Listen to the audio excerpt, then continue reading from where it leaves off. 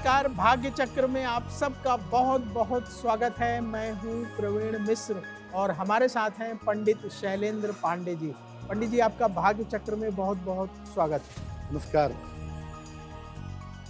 आज का कार्यक्रम बहुत खास है। आज हम पंडित जी से जानेंगे कि क्या आपका घर शुभ है या आपका घर अशुभ है। ये आप कैसे जानें, कैसे आप पता कर सकते हैं कि आपका घर जो है आपके लिए शुभ है। इस पर विस्तार से चर्चा करेंगे। आज हम चर्चा कर रहे हैं कि आपका घर क्या आपके लिए शुभ है। पंडित जी, बहुत सारे लोगों के मन में ये सवाल उठता है कि उनका घर उनके लिए शुभ है कि शुभ नहीं है। जैसे कई बार लोग नए घर में शिफ्ट होते हैं, उसके बाद जीवन में अप्रत्याशित घटनाएं होती हैं तो उनको लगता है कि मेरा घर ये अशुभ है।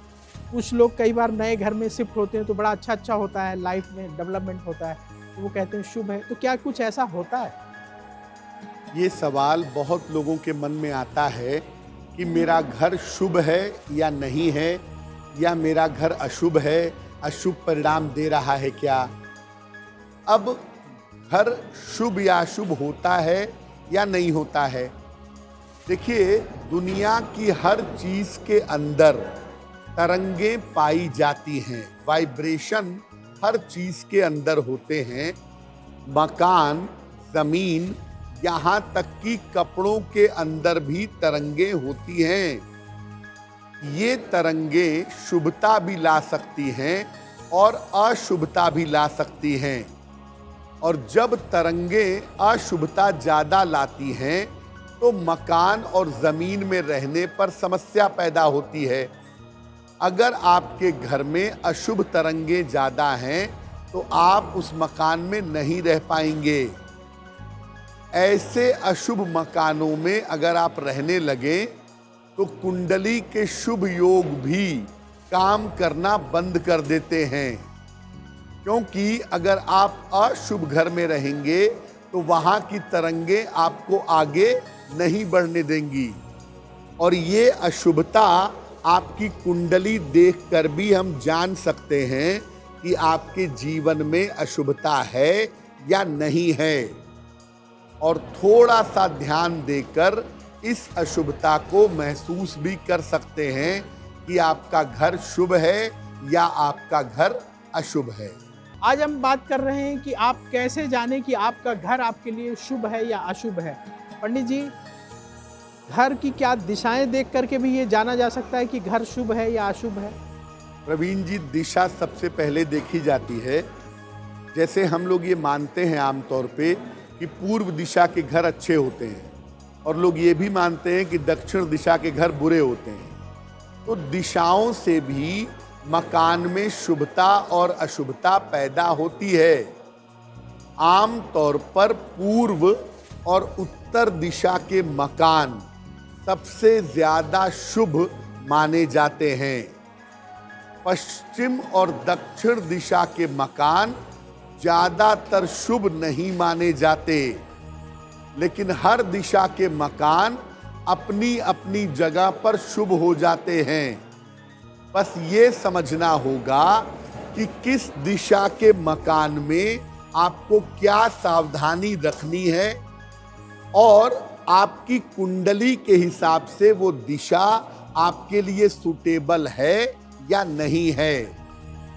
अगर पूर्व दिशा का मकान है तो इस मकान में पूरी तरह से सात्विक रहिए।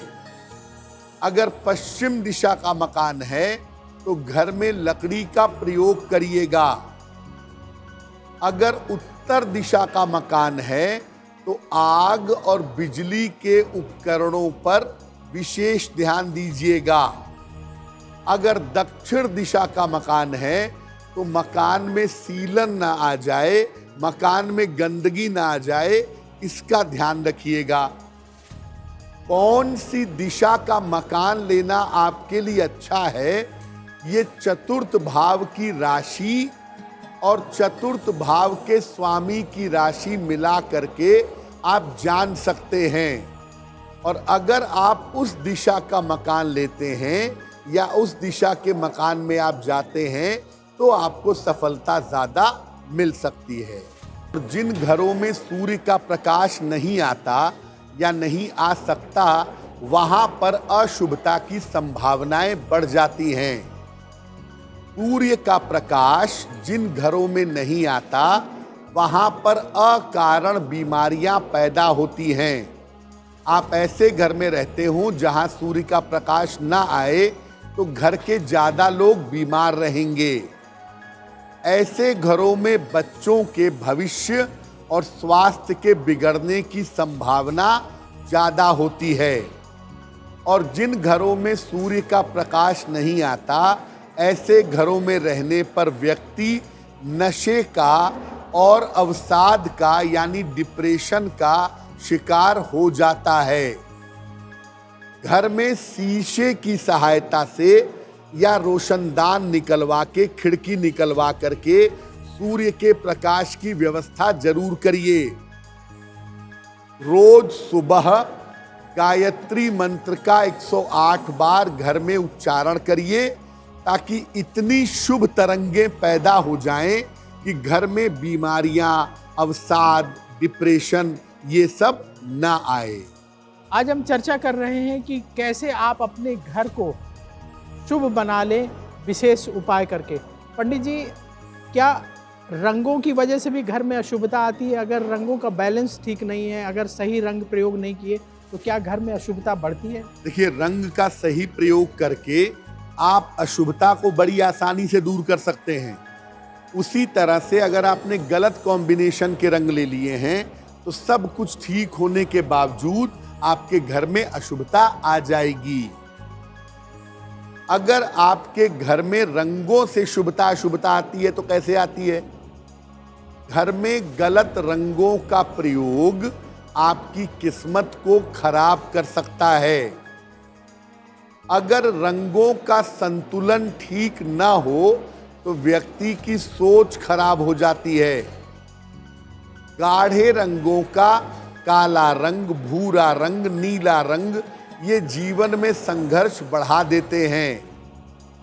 भूरा, लाल और गाढ़ा हरा रंग ये नौकरी में समस्याएं बढ़ाते हैं। और इनमें भी भूरा रंग अगर आप ज़्यादा इस्तेमाल कर लें, अपने घर में ज़्यादा लगा लें, तो ये आपको दरिद्रता की तरफ ले जाएगा।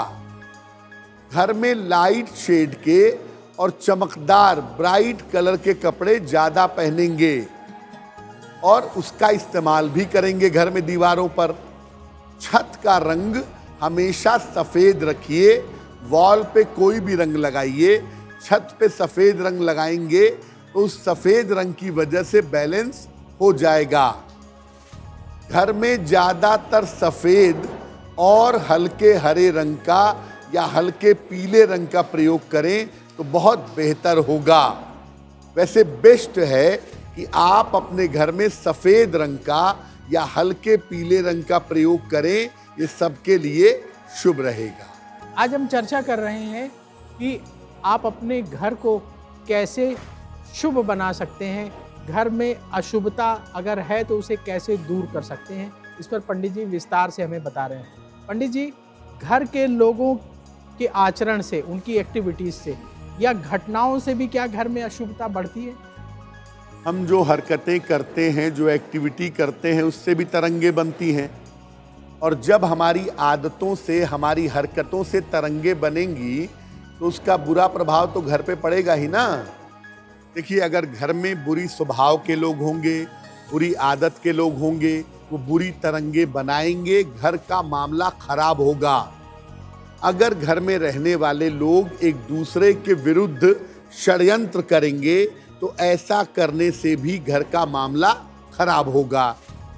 अगर घर में गलत तरीके से पैसा कमा के आप ला रहे हैं, किसी से घूस लेकर, किसी को बेवकूफ़ बना करके गलत पैसा ला रहे हैं, वो पैसा आपके बच्चे की बीमारी में खर्च होगा या बेवजह बीमारी में खर्च होगा, घर का माहौल खराब होगा, मत करिए। अगर घर में किसी की लंबी बीमारी के बाद मृत्यु हुई हो या बहुत सारे घर में लोग सुसाइड कर लेते हैं, अगर ऐसा घर है तो इस घर में अशुभता बैठी हुई होगी। क्या उपाय करें? गलत और बुरे कामों से तौबा करें, गलत और बुरे कामों से दूर रहें। आपस के लोगों को आपस में षड्यंत्र करने से और राजनीति करने से बचना चाहिए। जहां तक हो सके गलत तरीके से पैसा अर्जित मत करें और 1 माह दोनों समय 30 दिन तक दोनों समय सुबह के समय भगवत गीता का पाठ करिए और घर में भगवान शिव या भगवान कृष्ण की एक मूर्ति रखिए और उनकी पूजा करिए, आपके लिए बहुत बेहतर हो। अगर आप मुझसे जुड़ करके अपनी समस्याओं का समाधान चाहते हैं और चाहते हैं कि आपकी समस्याओं को ज्योतिष के माध्यम से सुलझाया जाए, तो आप हमसे संपर्क कर सकते हैं, जुड़ सकते हैं एस्ट्रो तक पर।